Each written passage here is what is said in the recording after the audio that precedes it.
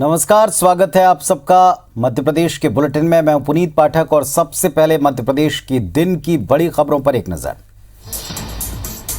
सबसे पहले तो आपको बता दें कि प्रशासनिक सर्जरी हुई है मध्य प्रदेश में। बड़ी संख्या में आईएएस अधिकारियों के तबादले हो गए, कई जिलों के कलेक्टर बदल गए। मध्य प्रदेश में बढ़ते कोविड केस को लेकर सीएम शिवराज ने समीक्षा बैठक की है। चुनाव आयोग ने राज्यों के मुख्य सचिव से उपचुनाव को लेकर इनपुट मांगा था, जिसमें फिलहाल उपचुनाव को लेकर कोई फैसला नहीं लिया गया।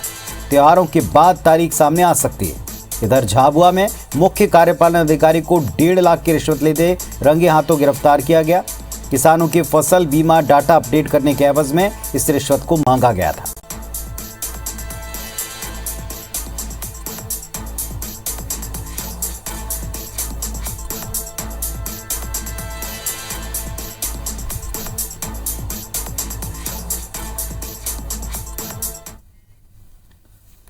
चलिए अब खबरें विस्तार से देखते हैं। सबसे पहले बात रीवा में एक सनसनीखेज मामले की। रीवा में संजय गांधी अस्पताल में उस वक्त हड़कंप मच गया जब सफाई करते समय सफाई कर्मियों को करीब 1 साल से बंद पड़ी लिफ्ट में एक नरकंकाल दिखा।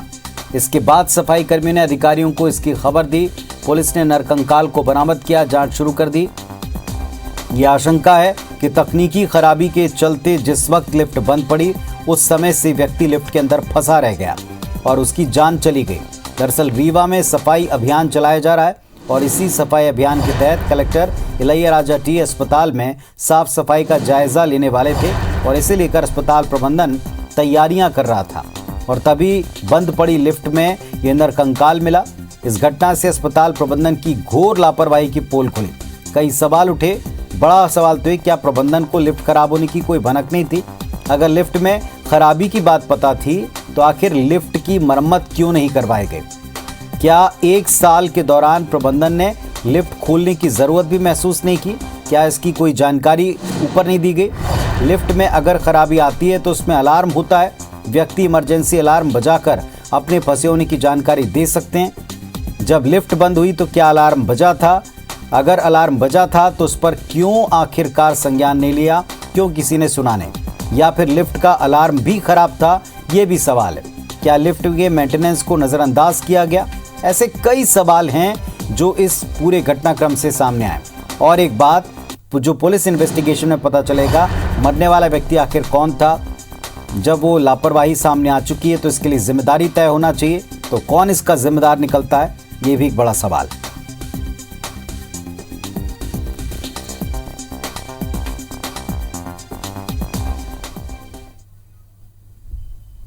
लिफ्ट हैं जो वर्षों से बंद पड़ी थी, तो उनके बेसमेंट में उनको शव पड़ा दिखा। जाके निरीक्षण किया इन लोगों ने तो पता पाया कि वो काफ़ी पुराना है। तो पुलिस को जांच करना है मेनली, तो पुलिस अभी जांच करेगी तो पाएगी कि ये कैसी परिस्थितियां हैं, क्या है, कैसे वहाँ शव है पहुँचा। अभी तो उसकी पहचान होना बाकी है। कुछ भी जानकारी अभी तक नहीं मिल पाई है। सिर्फ ये पता चला है कि लिफ्ट बंद थी और लोगों का वहाँ जाना वाना कम होता था। चूँकि अज्ञात है तो एक दिन हम इंतजार करेंगे। उसके बाद पोस्टमार्टम की कार्रवाई में जो भी जानकारियां निकल के सामने आएंगी उस हिसाब से तफ्तीश की जाएगी। फिर जैसा होगा कार्रवाई की जाएगी।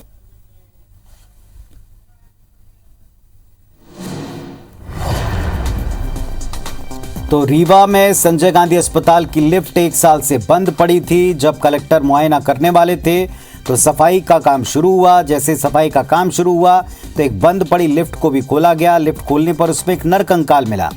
कई तरह की आशंकाएं, क्या 1 साल से किसी ने इसको खोला नहीं? 1 साल से क्या कोई व्यक्ति दम घुटने से उसके अंदर उसकी मृत्यु हुई? क्या उसमें सेफ्टी अलार्म था, नहीं था? अगर बजा था तो क्या किसी ने सुना नहीं? ऐसे कई सवाल हैं जो इस लिफ्ट बंद होने के केस में उभर रहे हैं। घोर लापरवाही शुरुआती तौर पर दिखाई पड़ती है तो कौन इसके लिए जिम्मेदार है, ये भी एक अहम सवाल है।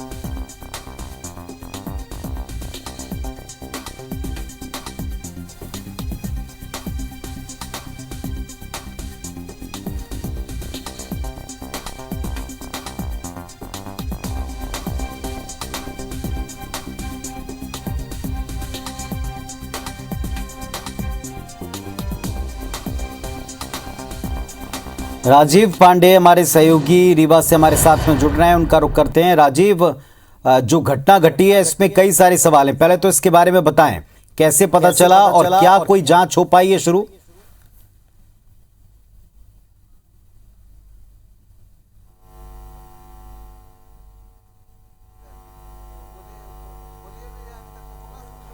राजीव सुन पा रहे हैं? मुझे तो बताएं इस घटनाक्रम के बारे में।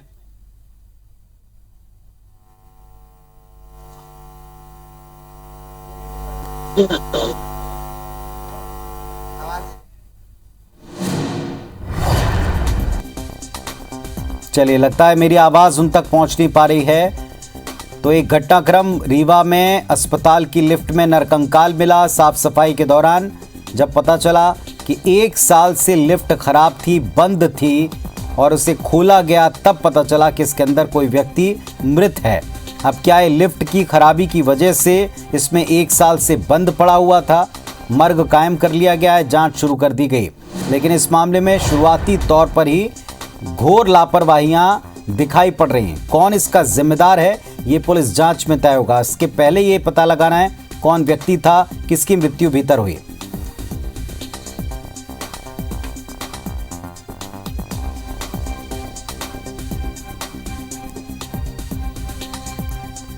चलिए, हमारे साथ में राजीव जुड़े। राजीव, अगर मेरी आवाज आपको मिल रही है, बताएं क्या हुआ है वहां।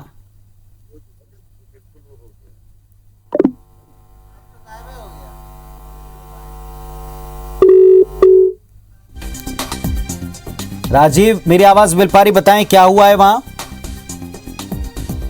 बता दूं कि ये रीवा विंध्य क्षेत्र का सबसे बड़ा अस्पताल है। लगभग 800 बेड का ये अस्पताल है। यहाँ पे इलाज के लिए लोग रीवा, सीधी, सतना, शहडोल, यहाँ तक कि पटना तक के लोग आते हैं। यहाँ पे कर्मचारियों की अगर बात की जाए तो 500 से ज्यादा कर्मचारी यहाँ पे पदस्थ हैं और यहाँ की इस तरह की लापरवाही आज सामने आई है। रीवा कलेक्टर द्वारा सफाई अभियान चलाया गया है, जिसके तहत आज उनको विजिट करनी थी यहाँ पे। उसके पहले यहाँ पे सफाई की जा रही थी यहाँ के कर्मचारियों द्वारा, और सफाई करते टाइम लिफ्ट में 1 साल पहले किसी व्यक्ति लिफ्ट में ही फंस गया था और उसकी जान चली गई थी। तो आज तक इतनी बड़ी लापरवाही इस प्रबंधक की है कि ना तो इनके द्वारा कोई सफाई की गई, ना तो पता लगाने की गई कि ये लिफ्ट क्यों बंद है। 1 साल से वो लिफ्ट चालू ही नहीं हुई और उसकी मृत्यु हो गई थी लिफ्ट के अंदर। आज जब उसका कंकाल बाहर निकाला गया तब उसको पीएम के लिए हालांकि भेज दिया गया है। अब प्रबंधक का कहना है कि अब पीएम के बाद ही इसकी कुछ पता लगवाएगा इसके बारे में कि ये कौन व्यक्ति है, कहाँ का है, कैसे फंसा था। अब और अगर संजय गांधी अस्पताल, यहीं पे हम मौजूद है, इसी हॉस्पिटल की ये घटना है। और यहाँ की अगर बात की जाए लापरवाही की, तो यहाँ की कोई पहली लापरवाही नहीं है। अभी हाल ही में कुछ कोविड के टाइम पे डेड बॉडी बदलने की भी इसमें घटना हो चुकी थी कि इतनी बड़ी लापरवाही कि किसी का दूसरे का सब दूसरे के परिजनों को सौंप दिया गया था। तो इस तरह की घटनाओं को के सामने यहाँ पे आना कोई आम बात हो गई है। और अगर कार्रवाई की बात की जाए तो कड़ी कार्रवाई भी प्रशासन द्वारा इनके खिलाफ नहीं की जा पा रही है। शायद यही वजह है कि इस तरह की घटनाओं इनके लिए आम बात हो चुकी है और इस तरह की घटना आए दिन यहाँ पे देखने को मिलती रहती है। चलिए, बहुत शुक्रिया राजीव आपका इस जानकारी के लिए। तो सबसे बड़े सवाल जो पुलिस के सामने है, मरने वाला व्यक्ति कौन था, क्या लिफ्ट बंद होने के बाद किसी ने इस बात की सुध नहीं ली, कौन खराबी का जिम्मेदार था, कौन इस अनदेखी का जिम्मेदार था, व्यक्ति जो मरा है इसके बारे में भी पहले पता लगाया जाएगा कि आखिर कौन वो व्यक्ति था। भोपाल से एक बड़ी खबर का रुख कर रहे हैं। 27 आईएएस अधिकारियों के तबादले हुए हैं। 14 जिलों के कलेक्टर बदले गए। वंदना वैद्य को शहडोल कलेक्टर बनाया गया। मनोज पुष्प कलेक्टर अलीराजपुर होंगे। Umashankar Bhargava collector Vidisha. Gautam Singh collector Mandsaur. Mujibur Rahman Khan collector सीधी।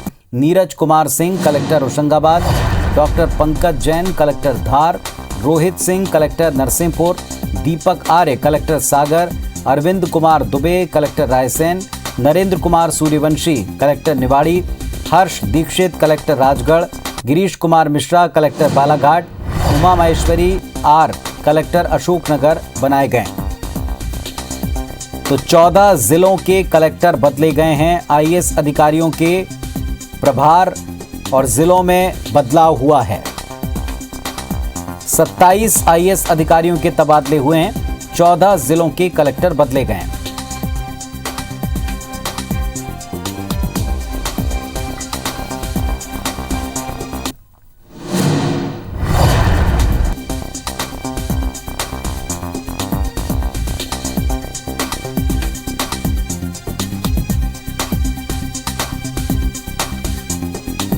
तो 14 जिलों के कलेक्टर बदले गए हैं और साथ ही साथ 27 ऐसे आईएएस अधिकारी हैं जिनके तबादले हुए हैं, जिनके प्रभार बदले गए हैं।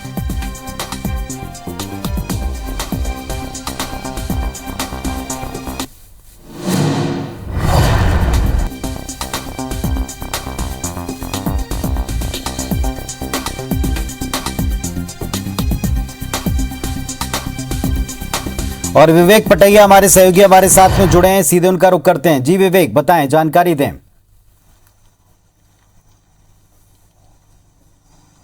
देखिए, बड़ी प्रशासनिक सर्जरी है और लंबे वक्त से ये इंतजार किया जा रहा था, क्योंकि संकेत मिले थे कि कई जिलों के कलेक्टर की कार्यप्रणाली से मुख्यमंत्री नाराज है, सरकार नाराज है, और ऐसे में अनुमान था कि जल्द से जल्द सूची आएगी। और आज देर रात सरकार ने कलेक्टरों के तबादले की है, जिसमें 14 कलेक्टर जो है इधर से उधर हुए हैं, जिसमें से 9 कलेक्टर हटाए गए हैं और 5 कलेक्टर जो है उनको एक जिले से दूसरे जिले में भेजा गया है। और सबसे बड़ी बात इसमें यह है कि 2 जिले जहां पर उपचुनाव होने हैं, निवाड़ी जिला और अलीराजपुर जिला, इन दोनों ही जिलों के कलेक्टरों को हटा दिया गया है। मतलब सरकार का फोकस उपचुनाव क्षेत्रों में भी है और इसलिए सरकार ने उपचुनाव की घोषणा होने के पहले ही दोनों जिलों के कलेक्टरों को हटा दिया है। मुख्यमंत्री इन दोनों जिलों के कलेक्टरों से नाराज थे। सागर कलेक्टर से भी नगरीय प्रशासन मंत्री भूपेंद्र सिंह की नाराजगी सामने आई थी। उनकी नाराजगी को देखते हुए उनको भी सागर जिले से हटा दिया गया। हालांकि कुछ कलेक्टर जो अच्छा काम कर रहे थे, जिनको एक जिले से दूसरे जिले में ट्रांसफर किया, जैसे विदिशा के कलेक्टर डॉक्टर पंकज जैन थे, उनको धार की जिम्मेदारी दी गई है। रायसेन के कलेक्टर उमाशंकर भार्गव थे, उनको अब विदिशा का कलेक्टर बनाया गया है। इस तरह जो कुछ जो कलेक्टर थे उनको दूसरे जिलों की जिम्मेदारी दी गई है, लेकिन कुछ लोग कलेक्टरों का जो काम है वो काफी जो है सरकार को नाराजगी उससे की शिकायतें मिल रही थी। काम से सरकार खुश नहीं थी और कई जिले के कलेक्टर तो ऐसे थे जो पूर्व कांग्रेस की सरकार के समय से जमे हुए थे और इसलिए बहुप्रतीक्षित ये प्रशासनिक सर्जरी थी। और आज देर रात मुख्यमंत्री ने इसको हरी झंडी दिखाई। उसके बाद सामान्य प्रशासन विभाग से ये आदेश जारी हुए हैं और एक बड़ी प्रशासनिक सर्जरी हम इसलिए भी इसको कह सकते हैं क्योंकि 14 जिलों के कलेक्टरों का इधर से उधर हो जाना, जिसमें से 9 को हटा देना और 5 को एक जिले से दूसरे जिले में ट्रांसफर कर देना, फील्ड के अफसर। क्योंकि 13 तारीख को मुख्यमंत्री पूरे प्रदेश के कलेक्टर कमिश्नर से वीडियो कॉन्फ्रेंसिंग के जरिए सरकारी योजनाओं को लेकर, कोरोना की स्थिति को लेकर, वैक्सीनेशन को लेकर चर्चा करने वाले हैं। उसके पहले इतनी बड़ी प्रशासनिक सर्जरी ये इसलिए की गई है कि आने वाला वक्त काफी चुनौती भरा हो सकता है, क्योंकि वैक्सीनेशन को तेज गति से करना है। कोरोना के मामले, आज मुख्यमंत्री ने समीक्षा में कहा है कि कोरोना के मामले लगातार बढ़ रहे हैं और उपचुनाव भी है और इसलिए इन तमाम परिस्थितियों को देखते हुए जी चलिए, लगातार जो जानकारी दे रहे हैं विवेक, उसके मुताबिक एक बड़ा परिवर्तन, एक बड़ा फेरबदल है। अधिकारियों के प्रभार बदले गए, जिले बदले गए। शुक्रिया विवेक आपका इस पूरे डिटेल के लिए, पूरी जानकारी के लिए। मध्य प्रदेश में 1 लोकसभा और 3 विधानसभा सीटों पर उपचुनाव हैं। फिलहाल ये कुछ दिन तक नहीं होंगे, ये उपचुनाव त्योहारों के बाद हो सकते हैं। चुनाव आयोग ने राज्यों के मुख्य सचिव से उपचुनाव को लेकर इनपुट मांगा था, जिस पर मुख्य सचिव ने बाढ़, कोविड और त्योहारों का हवाला देते हुए उपचुनाव को इसके बाद कराना उचित बताया। चुनाव आयोग ने कहा है कि तारीखों की घोषणा बाद में की जाएगी। खंडवा लोकसभा और रैगांव, जोबट, पृथ्वीपुर इन विधानसभा सीटों पर उपचुनाव होने हैं।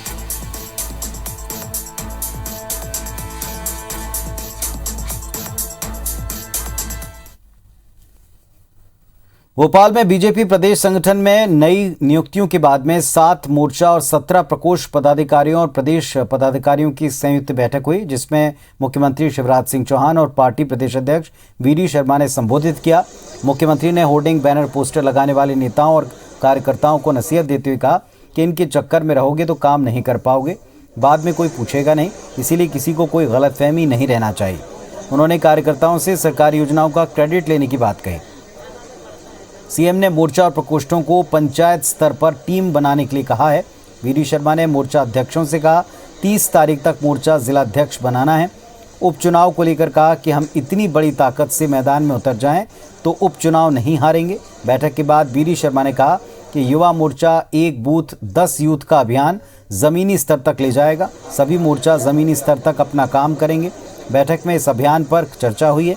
17 सितंबर को पीएम मोदी के जन्मदिन पर बीजेपी सेवा कार्यक्रम आयोजित करेगी।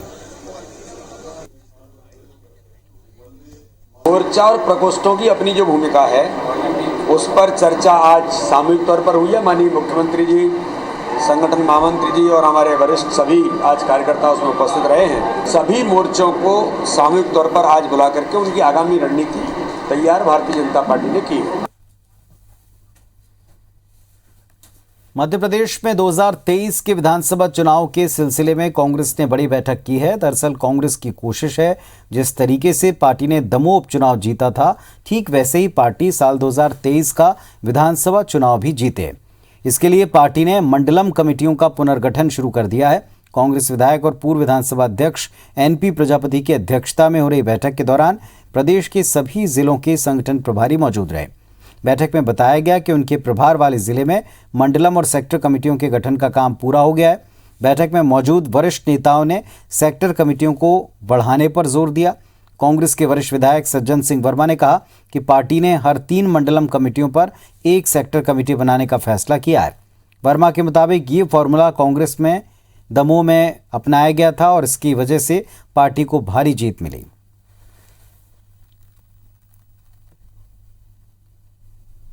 और कमलनाथ जी की मन की इच्छा ये है कि 2023 की तैयारी हम आज से करें और मंडलम और सेक्टर को मजबूत बनाएं।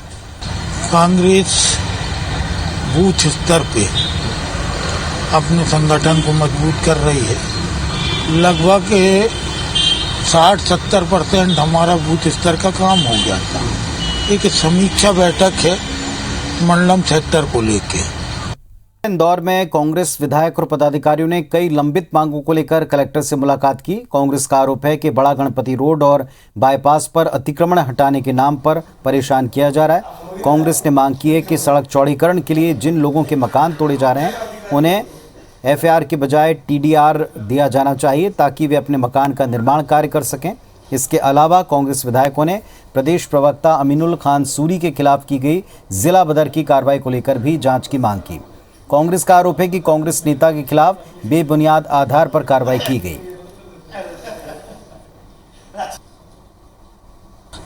ज्ञापन दिया है क्योंकि इंदौर शहर के अंदर जो अतिक्रमण टूट रहा है, आम जनता तैयार है कि इंदौर शहर को नंबर 1 बनाने में जनता का पूरा हाथ रहा, मतलब अतिक्रमण में हो या सामाजिक काम हो या धार्मिक काम हो। परंतु हम चाहते हैं कि उनको टीडीआर मिलना चाहिए। सरकार द्वारा एफआईआर दिया जा रहा है, मतलब एफआईआर नहीं चाहिए, हमको टीडीआर चाहिए। इसके अलावा धार्मिक दी जाए उसकी बात करेंगे। मध्य प्रदेश में बढ़ते कोरोना मामलों को लेकर मुख्यमंत्री शिवराज सिंह चौहान ने समीक्षा बैठक में चिंता जताई। बैठक में स्वास्थ्य आयुक्त आकाश त्रिपाठी ने मुख्यमंत्री को बताया कि आज प्रदेश में 22 पॉजिटिव केस सामने आए। इस पर मुख्यमंत्री ने कहा, ये संकेत है कि हम सावधान हो जाएं, इसे खतरे की घंटी माने और सभी सतर्क हों। जन जागरूकता की गतिविधियों में कमी नहीं लाना है। जिस भी व्यक्ति को स्वास्थ्य संबंधी कोई दिक्कत हो उसे अस्पताल जाकर परामर्श लेना चाहिए। रोजाना कुछ पॉजिटिव केस जिन भी जिलों में सामने आ रहे हैं वहाँ ऐसे प्रकरणों पर निगाह रखी जाए। मुख्यमंत्री ने कहा कि क्राइसिस मैनेजमेंट ग्रुप के सदस्य और प्रभारी मंत्री परस्पर संवाद करके संक्रमण की स्थिति का जायजा लेते रहें। इस दौरान मुख्यमंत्री ने सागर और जबलपुर कलेक्टर से बात की और उनके जिलों में सामने आए पॉजिटिव प्रकरणों के संबंध में पूछा। उन्होंने कहा कि प्रतिदिन मॉनिटरिंग की जाए, कॉन्ट्रैक्ट ट्रेसिंग की जाए ताकि जरूरी उपायों को लागू कर संक्रमण को फैलने न दें। मुख्यमंत्री ने वैक्सीनेशन को लेकर प्रभारी अधिकारियों से बात की है। जिन जिलों में धार, भिंड, सतना, श्योपुर में 50% के आसपास वैक्सीनेशन हुआ, वहां वैक्सीनेशन की रफ्तार बढ़ाने पर भी जोर है।